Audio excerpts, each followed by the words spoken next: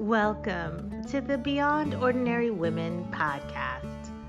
Every 2 weeks, we post podcast versions of one of our free training videos, or you can access our videos now at beyondordinarywomen.org. Enjoy the podcast. Hi, I'm Daigle of Beyond Ordinary Women Ministries, and this is the second video in a series called Organic Mentoring. Our first video was on the challenges that are faced today in having any kind of mentoring program and how to do mentoring, and this is going to be called the solutions. And to give us those solutions, we have Dr. Sue Edwards, who is the Associate Professor of Educational Ministries and Leadership at Dallas Seminary, and she has written a book called Organic Mentoring, and she is here to share her expertise with us. So Sue, as we think about what we talked about last time, the epic shift in our society, what do we do about this? How do we approach young women who think so differently and look at things so differently than older women do? Well, one thing we have to remember is that we have different preferences with older and younger. And so we would expect that the more mature in the Lord would be able to give up preferences more easily. That would be ideal. That would be ideal. So that's what we're challenging older women to do. Now, the heart of the mentoring relationship does not change. The goal does not change. What is changing is simply the way we go about doing it. So that requires a little bit more flexibility on the part of older women. So what would that look like? So, well, first of all, what we heard from these younger women was they wanted a more organic style. Now, I had an 80-year-old woman say to me, "What in the world does that mean? What is organic anyway?" Not something we really used in our younger days. No, we didn't. Yeah. So, but what's helpful to realize is that it started, I don't know how long ago, but with food, organic food, and we have a lot of that still going on today. Moved to fitness. Also, we see younger women doing the kinds of things like if they're having a baby, going to a birthing center instead of a hospital. There's just this desire to have a more simple, more natural, organic lifestyle. Now, which is a little crazy when you think about all the technology as well, but that's their desire. So with that in mind, we have to remember that has shifted over into their belief system and the way they want to do their relationships. So what would a more organic relationship actually look like? That's the question. And when they look at the way we've traditionally done mentoring, they don't see natural, they don't see organic, they see contrived and forced. And that really repels them.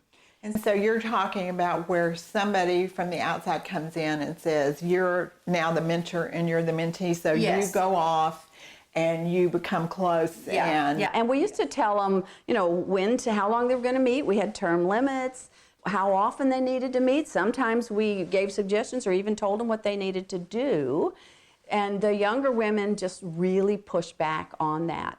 So they're asking for what we call organic scheduling, which basically means that as an older woman, I block in my calendar for this week I'm going to meet with so-and-so at such and such a time, and I'm going to do that regularly. And they're saying, no, we don't want to do that. And that's hard for some of us, and it was hard for me because I'm the typical organized. I like to organize my life and have everything just that I just am, and it's been a real shift for me. And so a lot of us older women would say, well, can it really work? Is it still valuable? But I want to say absolutely. And I have more now mentoring relationships with younger women at the seminary, in my church, but it's this way. It's very organic. So we don't schedule it for certain times. It's not a year-long program. In fact, it might go on for a couple of months if it's focused on a particular issue that young woman wants to work through with us, or it might go on for a lifetime.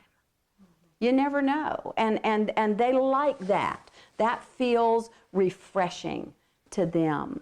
It's more like a real friendship in some ways. In some ways it is, although there's a definite goal that someone is ahead in the process and is pointing that young woman to the Lord. And she's sharing with her how God has interacted in her life through the years. And she would be sharing biblical principles, very likely. But this is not the place where a young woman today wants to learn the Bible in a formal way. She can get on her devices and do that. She wants somebody who will walk with her through her own struggles, her own issues. And it needs to be flexible. The focus is not on the calendar. The focus is on the quality of the relationship. Are they growing closer?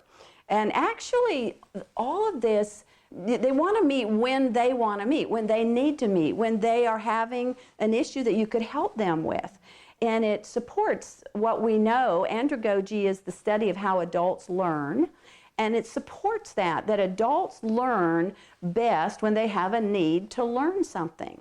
I think about my daughters. I raised 2 girls, and I was just bound and determined that they would not leave my house without learning how to cook.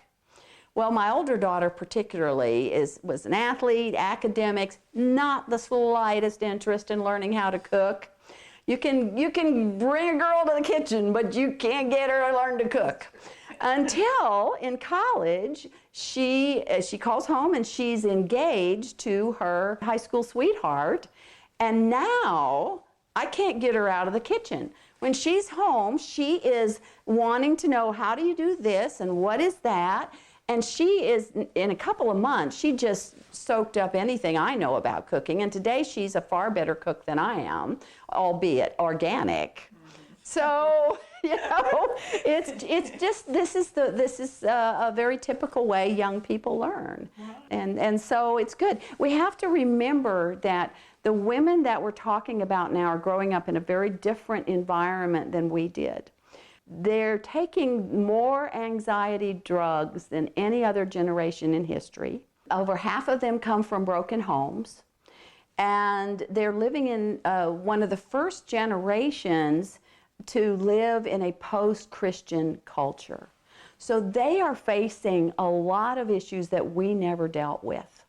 And they're so wanting to understand, they want us to help them process those struggles that they're dealing with at that time. And what's so beautiful about it is that when we do connect well, and there's that trust there, we can have an incredible influence in their life. We become an extremely important person that influences them toward the Lord. And they want multiple mentors. They aren't so interested in having just one. We always think of it as one-to-one. They're more interested in having mentors for different kinds of issues and needs that they might have.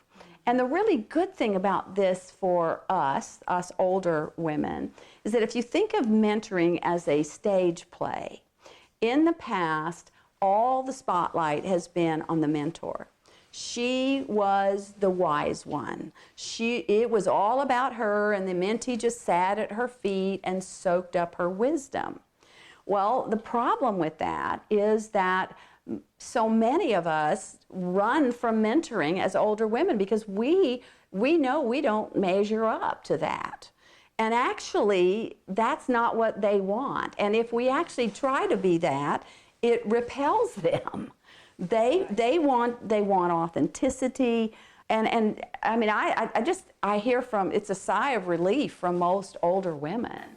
Oh, I totally agree with that. The first woman who asked me if I would mentor her, I ran as far the other direction as I possibly could. Yeah, and that's typical, and that's why we don't have nearly, I would argue that every woman, every Christian woman is older than somebody and needs to be investing in someone who is coming up, who isn't as far as they are in their spiritual growth. Right. And so if we could free up and that intimidation, just blow up that wisdom myth, not that you don't have a real relationship with the Lord, but it's more of, as I said, walking with them, helping them, giving them biblical perspective, and really nurturing their relationship with Jesus. Right. That's what they're asking for. Right. And that is, of course, what we all want. Yes. That's what we all want. Yeah. It's just done in a different way. It's just done in a different way. Structured. Yes. And so pre-planned. Yes. It's much more. And certainly I have relationships like that with younger women that I never quite know how often we're going to get together. But like you're right, when a need comes up, I hear from them. Can we get together? Yes. I'd like to talk to you. And it's really a great blessing for me to be part of her life. Me as well. Yes, it really blesses both of us. Yes.